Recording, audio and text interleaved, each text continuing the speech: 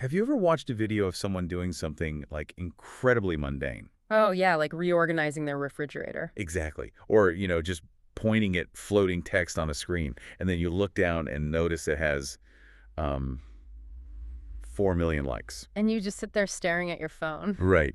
You sit there feeling like you are completely losing your mind. Like you missed a very important meeting or something. Yeah, exactly. Okay. Well, welcome to the deep dive. Today, our mission is to unpack this deeply frustrating modern phenomenon. We're exploring why society increasingly seems to reward, well, absolute mediocrity over true, undeniable talent. It's a huge shift. It really is. And our entire roadmap for this exploration is a rather provocative blog post by Ileana Hristova. It's called The Cult of the Professional Amateur, Why Modern Mediocrity is Winning, and How to Opt Out. So, okay, let's unpack this. Well, I think we have to start with that visceral reaction you just described. That feeling of looking at a screen or maybe watching someone on a stage and feeling this profound sense of isolation. Because everyone else is applauding something entirely hollow. Exactly. The piece actually gives this specific psychological state a name. Ileana calls it competence vertigo. Competence vertigo. Wow. That captures the dizziness of it perfectly, honestly. It really does. It's this bizarre disconnect between what your own eyes and your own life experience are telling you Right. and how the world at large is reacting to the exact same information. So how does she define it? Like, what triggers that specific vertigo? Well, it happens when you actually possess a refined eye or a real baseline of life experience. So if you have traveled extensively or read deeply or put in those grueling, unglamorous years required to actually master a craft. The actual hard work. Exactly. Your brain develops a framework for quality. So when you see a blatant lack of talent being heavily praised, it violates those deeply held expectations. It doesn't just feel like a minor annoyance, I imagine. No, it feels like a personal affront because it dismisses the value of actual effort. You can see the shortcuts. You can see the profound absence of depth. Right, but the crowd is like perfectly content with what is effectively a lukewarm burger. Yes, that's it, Well, exactly. I was thinking about this, and it's exactly like being a Michelin star chef, Uh-huh. right? And you're forced to watch a crowd of people line up around the block for microwaved hot dogs. And they're unironically calling it gourmet dining. Yes. And you're just standing there questioning your own sanity. Well, the core argument we are looking at here goes beyond just a few annoying creators online. The premise is that this isn't a glitch in the system. It is the system. Right. We're actively sliding into a mediocrity. The systems we interact with every single day are actively selecting for the middle of the road. And that has to be so isolating for the listener if they, actually care about quality. That structural drift toward the middle is the most alarming part. For a high-agency individual, someone with high internal standards who actively seeks out excellence, living in a mediocrity makes the world an incredibly lonely place. Because you're forced to choose. Right. Exactly. It forces you into a position where you constantly have to choose between lowering your standards just to participate in the culture. Or maintaining your standards and feeling totally alienated. Yeah, alienated and exhausted. So, okay, if the proverbial burger is lukewarm, how does it consistently get sold to the masses as gourmet? The piece breaks down the specific strategies, or I guess the tricks that allow this illusion to happen. Yeah, and the first one relies heavily on geographical or situational advantage. It's essentially the arbitrage of good enough. Arbitrage, break that down for us. Well, the mechanics of this first strategy are simple, but highly exploitative. Think of the expatriate expert. Okay. This is an individual who moves to a new environment, maybe a new country, or just a completely new digital platform where the local population possesses absolutely zero baseline for a specific foreign skill. Oh, I see. Yeah. The example used in the source material is someone teaching a traditional dance in a foreign country. Because the local audience has never seen the dance performed properly, below basic is very easily disguised as mastery. So they aren't actually selling excellence at all. They're just selling, like, proximity and convenience. Precisely. It is the monetization of a lack of competition. That is wild. It's like, imagine you're the only person who knows how to play chopsticks on the piano, Right. but you live in a town that has never seen a musical instrument before. You're suddenly a maestro. Yeah, you're Beethoven. That captures the underlying dynamic perfectly. The audience fundamentally lacks the vocabulary to differentiate between true technique and a cheap imitation. You just don't know any better. Exactly. They don't know the proper footwork or the cultural history of that dance, so they applaud the person stumbling through it simply because the stumbling is novel. Wow. The so-called expert wins by default. They haven't earned the stage through rigorous competition, they merely occupied an empty space. And for someone who actually knows what the technique should look like, watching this arbitrage happen has to be physically painful. It's competence vertigo all over again. Right. But, the strategy of finding an empty space only works in a vacuum. The landscape changes entirely when there's actual competition in the room. It does. So what happens when the space isn't empty? You can't just rely on the audience's ignorance of a foreign concept anymore, because the second trick we need to look at doesn't rely on a vacuum at all. No, it relies on sheer volume. Here's where it gets really interesting. Enter the competent charlatan. This archetype is just inescapable right now. Well, they are everywhere. Everywhere. This is the influencer, the thought leader, or the, life coach who possesses a massive, almost gravitational ego. But a suspiciously thin resume. Exactly. A very thin resume. They do not win over an audience through technical precision, deep insight, or a verifiable track record. They win through pure theatricality and sheer volume. Okay, but wait, I want to push back on this slightly. Sure, go ahead. Isn't confidence a necessary part of success? I mean, if I'm a beginner trying to market my new business or a junior employee stepping into a new role, I have to, fake it till I make it to some degree. Right. We all hear that advice. Yeah. So where exactly is the line between healthy self-belief and being a charlatan? Is anyone who markets themselves aggressively automatically a charlatan? That is a crucial distinction to make. The line between healthy self-belief and charlatanism lies entirely in what is backing up the confidence over time. Okay. Healthy self-belief is the courage to attempt a difficult task while actively acquiring the skills to complete it. You're doing the work behind the scenes. Exactly. The charlatan, however, substitutes the performance of confidence for the possession of competence entirely. Oh, wow. They aren't learning the skill behind the scenes. The performance itself is the skill. So the product they're selling isn't a solution or a skill at all. The product is just the feeling of certainty. Yes.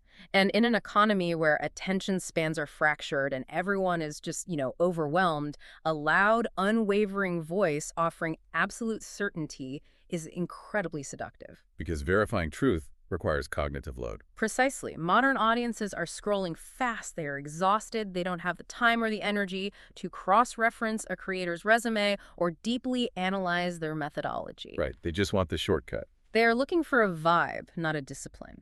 If someone shouts loud enough that they are the best or that they possess the ultimate secret to wealth or happiness, the crowd simply nods along. Because stopping to fact-check introduces friction. Exactly.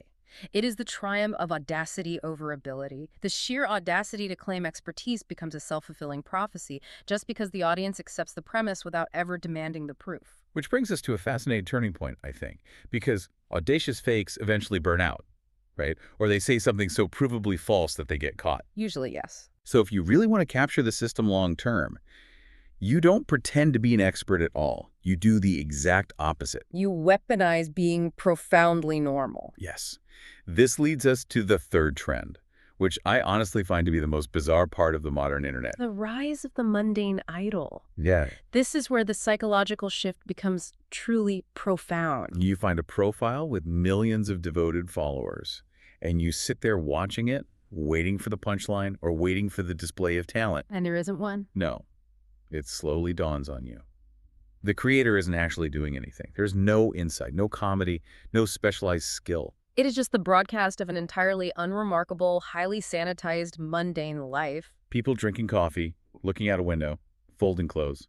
Why on earth is this rewarded with such massive cultural and financial capital? Well, to understand this, we really have to look at the psychology of the viewer. On a fundamental level, excellence is intimidating. Intimidating.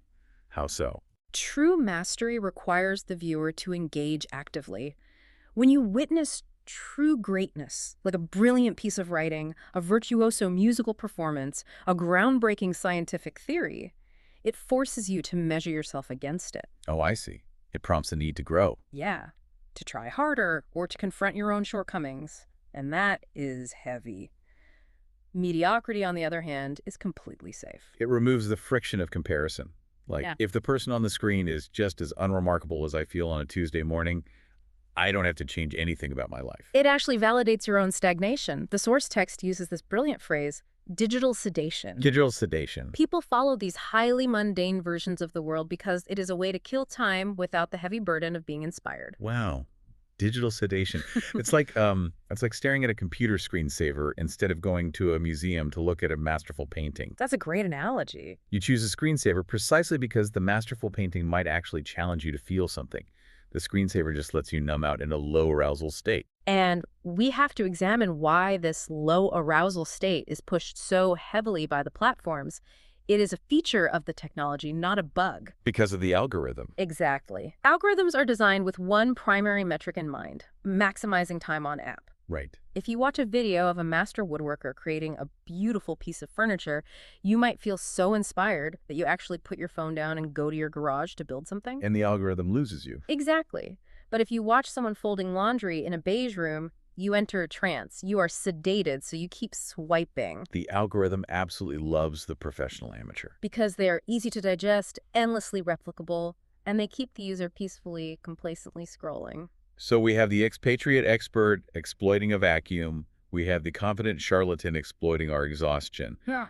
And the mundane idol exploiting our desire for digital sedation. Get the bleak picture. It really is. Yeah.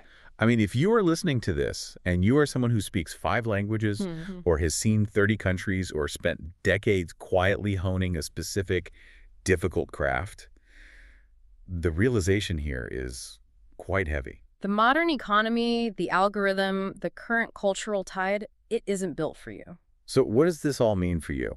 Well, Ileana argues that it's actually actively built to suppress you because your standards introduce friction into a frictionless system.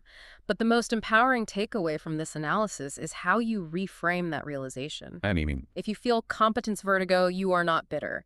You are not wrong for seeing that the emperor has no clothes. You are simply a connoisseur in a world that has temporarily forgotten how to taste. that is a huge relief to hear, honestly. You value substance. You value the kind of extreme nuance and humor that only comes from a deep, hard-won understanding of human nature. But carrying that awareness is exhausting. I mean, the greatest burden you can carry right now is the pressure to suppress your own standards, just to, fit in with the noise. Yes, that constant nagging pressure to dumb yourself down, to applaud the mundane just so you don't seem like a snob at the party. Which forces the big question, how do you opt out? Because you cannot individually change the global algorithm. No, you can't rewire the psychological cravings of millions of scrollers, but you absolutely have control over your immediate environment. So if the algorithm is the problem, what is the architectural solution? How do you structurally change your environment? Well, the author of our source material, Ileana Verstova, answered this by building her own platform called Unburdora. Unburdora. Yes. And whether you choose to use a service like that or not, the mechanics of how it operates are fascinating because it is the exact inverse of everything we just discussed. It's the ultimate antidote. How so? What makes it the inverse? It operates as a strict architectural countermeasure to the mediocrity. Unburdora is designed entirely as a private, one-to-one space for real human conversation. No, so no broadcasting. Exactly. By removing the broadcast element, the audience, the likes, the performative comment sections, you completely remove the incentive for the confident charlatan to perform. Because you can't fake the vibe when there are no followers there to validate it. Right. It strips away the theatricality. It is built strictly for high-agency clients. The people who are tired of the shortcuts. Yes. Individuals who refuse to settle for what is called represented quality, the mere illusion of depth.